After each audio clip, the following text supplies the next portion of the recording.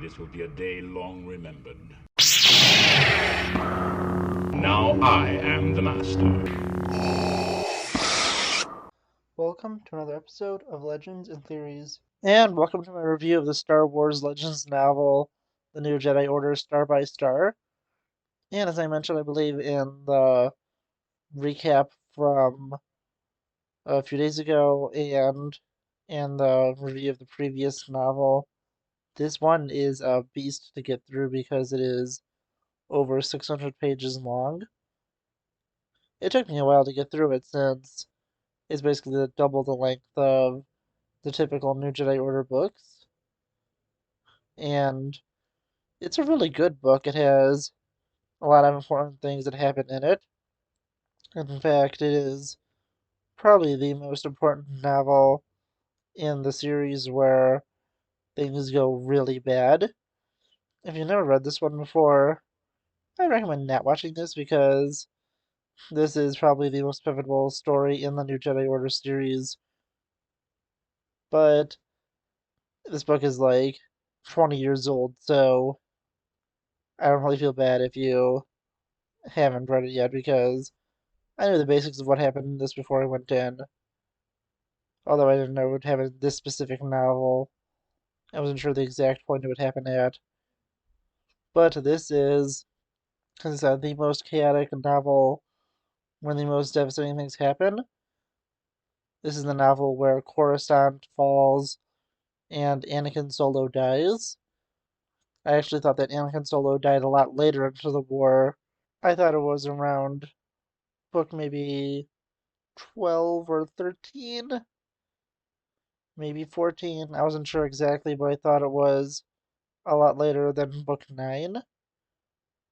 And as I said, this was absolute chaos.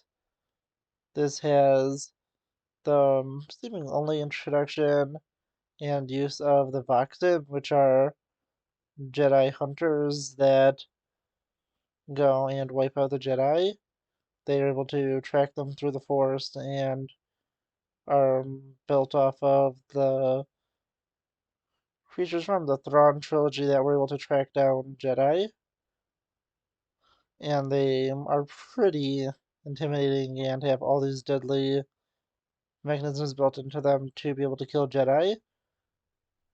You see them being set up as a threat early in the book, and it gets more and more intense as the story continues, and Luke is reluctant to send Anakin, Jason, Jaina, and the other Jedi into this mission, but knows it's ultimately the right thing to do. And there's just so much stuff that happens in this novel.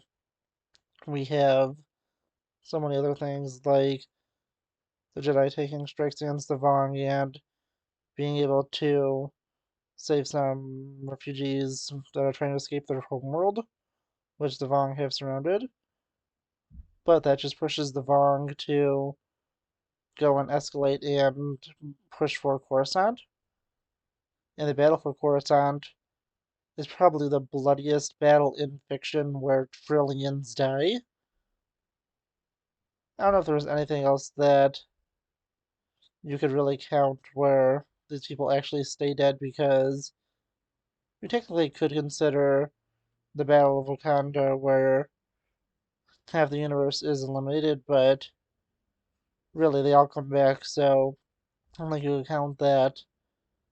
But if you look at battles where people die and stay dead, I definitely say Coruscant is, if not the highest. Maybe there's some other fictional franchise that has a higher kill count in a single battle, but it's definitely up there because it is insane how many people would die on this planet because not everyone can escape.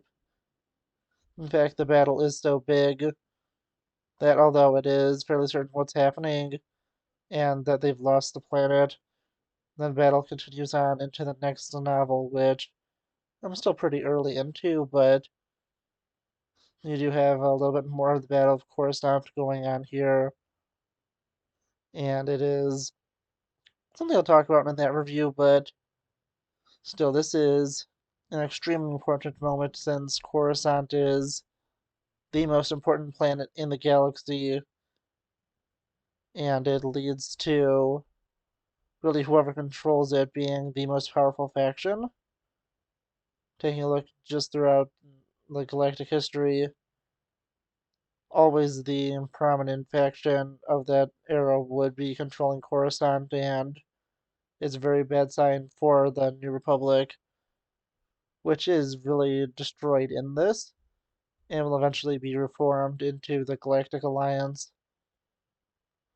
Is destroyed in this because they lost their seat of government and their leader, who, knowing that he'll be forever remembered for losing Coruscant and causing the end of the New Republic, sacrifices his own life to take out as many of the Vong as possible, giving Phalia at least some redemption and a final good moment to go out on, which really does change the perspective of him in other people's eyes because he is generally a hated character both in and out of universe.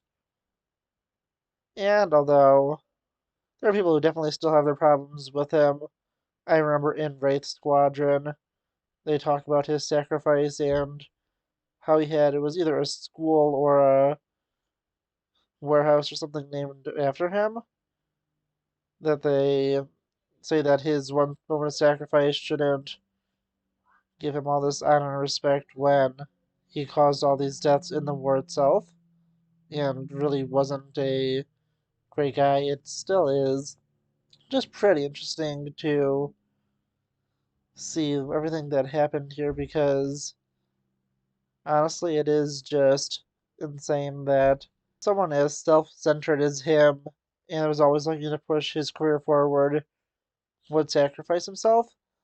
But when you start to think about it, it does make sense because he knew his legacy would be destroyed, and there's no way that even if the New Republic survived, he would be able to keep his office because there's no way anyone would re-elect the guy who let the most important planet in the galaxy not only fall but be destroyed and cause trillions of deaths.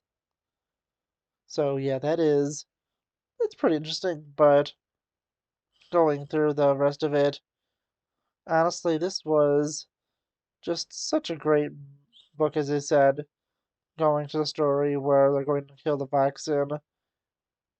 It was a really intense story as the Jedi are slowly being picked off to have more and more die until you eventually get the final stand of Anakin Solo to go and give everyone else time and save everyone else. His death does cause a lot of problems in the future, but I'm gonna wait to talk about that until I eventually get to Legacy of the Force, which I haven't started collecting yet, but I'll hopefully be able to just find a bulk deal on eBay or something since, although it does still have a lot of books, it's not as extreme as the New Jedi Order, which has about, I think, 19 plus two short stories, and that took me a few years to collect, and is why I haven't started the series sooner because, one, I was trying to find time to read it, but also it took me forever to collect all the books in this because there are so many. And most of the ones I have are the original ones that came out either in paperback or hardcover. And the only two that I got were in the Legends printing were ones that I just couldn't find at half price books and other places, and just gave up and got those with the Legends versions because I wanted to start the series, even though it still took me like another 6 to 8 months to start it after I got those books. But yeah, as I said, I really enjoyed this one. This is easily the best one so far of the New Jedi Order. As I said, so much stuff happens. And honestly, I'm just scratching the surface. I'm actually going to go check the summary of this to see what else I'm missing because I know I'm missing stuff, and There's just so much in here. It's hard to remember everything because this is such a long one, and from what I can see, it's either the longest or second longest, depending on how you look at it, because I think in terms of page count, it's the longest, but word count, I think, has one of the Hand of Thrawn books being longer than this. But either way, as I said, this is a very long book to read, and it takes a while. But let's see if there is anything else I missed. And just checking the Wikipedia summary, it looks like the only two things I missed weren't huge. It was the fact that Lando creates the YVH droids in this, which would help a lot in this war since the YVH droids were specifically made to hunt and kill the Vong, and also send them kind of to a rage because of how much they hated technology. And the other is that Vic Sesh, one of the senators who ultimately started working for the Vong, is exposed as a traitor in this, and Leia kind of goes on a blind rage to get revenge on her after she feels that Anakin has died.